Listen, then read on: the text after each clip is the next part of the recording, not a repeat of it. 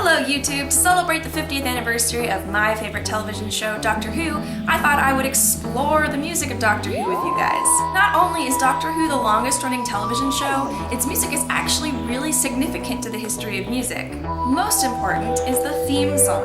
When the show started in 1963, the original recording was one of the first examples of electronic music ever made. While the song was composed by Australian composer Ron Grainer, it was actually realized by Delia Derbyshire. Her recording is one of the earliest examples of electronic music.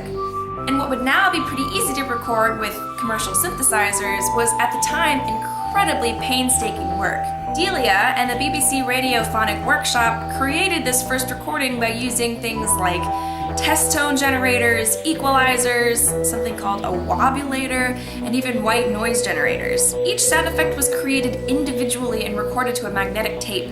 That means that literally every note had to be recorded individually. As you can imagine, that took a lot of time. And often these recorded sounds weren't quite right, so they'd have to go back in and alter them by repitching some notes or modifying the speed or even adding in dynamics. And then they would have to go in and cut each line, put them in order, and paste them together again. They actually ended up with some extra bits of music from this process, and those fragments are mostly still around today, which is kind of cool. The next step was to mix the recording, but at the time there were no multi-track tape machines. So the workshop actually had to invent their own system of a multi-track tape machine. They essentially just set up a bunch of tape machines next to each other, put all the tapes in them, and then made sure that they started them at the exact same time. But even that sometimes wouldn't work because the tracks would fall out of sync with each other. They basically just had to keep doing it until they got good takes. By the time the recording was actually completed and played for the original composer Ron Grainer, he apparently asked Delia, "Did I write that?"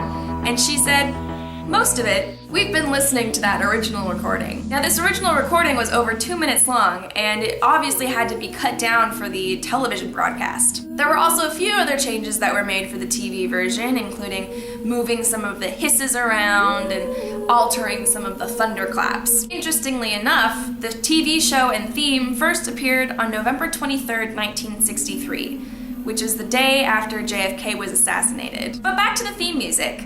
This theme music has obviously evolved a lot over the past 50 years. Since the mid-2000s, the music of Doctor Who has been in the hands of Murray Gold. Gold fleshed out the theme with the addition of some orchestral instruments and also with sound effects like the Dalek's laser beam and also that sexy TARDIS wheeze. But the precedent was set back in the 1960s of having the background music of Doctor Who be very experimental and cutting edge. Some fantastic composers who took the job at Doctor Who were Tristram Cary, who founded the first electronic studio at the Royal College of Music, and also was the first composer to work with Daleks. Richard Rodney Bennett, who studied with Pierre Boulez actually, and he used authentic instruments to compose a scene for when Doctor Who went back to 15th century Mexico. Carrie Blyton, who wrote jazz music for ancient instruments and even used such instruments as crumb horns and ophicleides. He was also the first composer to ever work with Cybermen.